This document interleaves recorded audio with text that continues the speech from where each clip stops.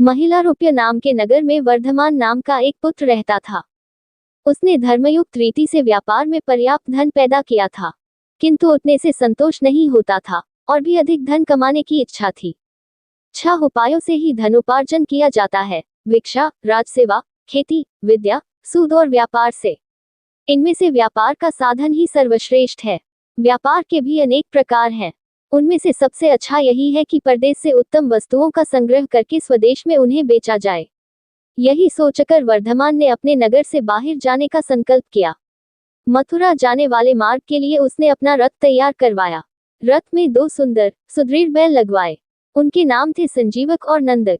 वर्धमान का रथ जब यमुना के किनारे पहुंचा तो संजीवक नाम का बैल नदी तट की दलदल में फंस गया।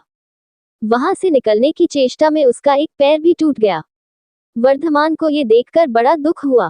3 रात उसने बैल के स्वस्थ होने की प्रतीक्षा की। बाद में उसके सारथी ने कहा कि इस वन में अनेक हिंसक जंतु रहते हैं, यहाँ उनसे बचाव का कोई उपाय नहीं है।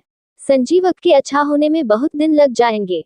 इतने दिन यहाँ रहकर प्राणों का संकट नहीं उठाया जा सकता।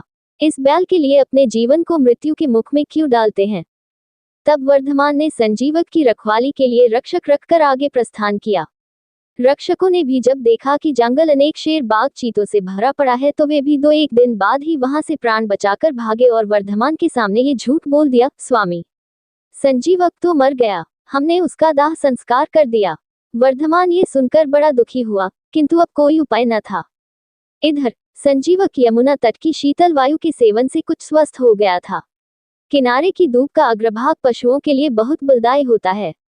उसे निरंतर खाने के बाद वह खूब मांसल और हृष्ट पुष्ट भी हो गया।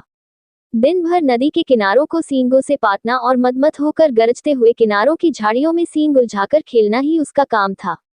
एक दिन उसी यमुना तट पर पिंगलक नाम का शेर पानी पीने आया।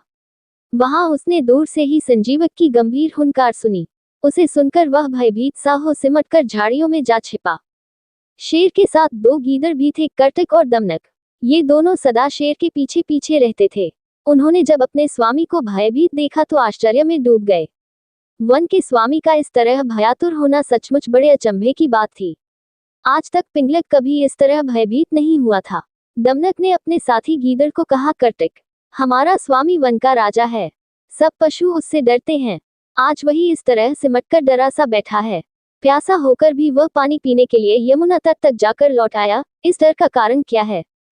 कर्तक ने उत्तर दिया, दमनक, कारण कुछ भी हो, हमें क्या। दूसरों के काम में हस्तक्षेप करना ठीक नहीं। जो ऐसा करता है वह उसी बंदर की तरह तड़प तड़प कर मरता है जिसने दूसरे के काम में कौतूहलवश व्यर्थ ही हस्तक्षेप किया था। दमनक ने पूछा, यह क्या बात कही तुमने? कर्तक ने कहा, सुनो, बंदर और लकड़ी का खूंटा पंचतंत्र।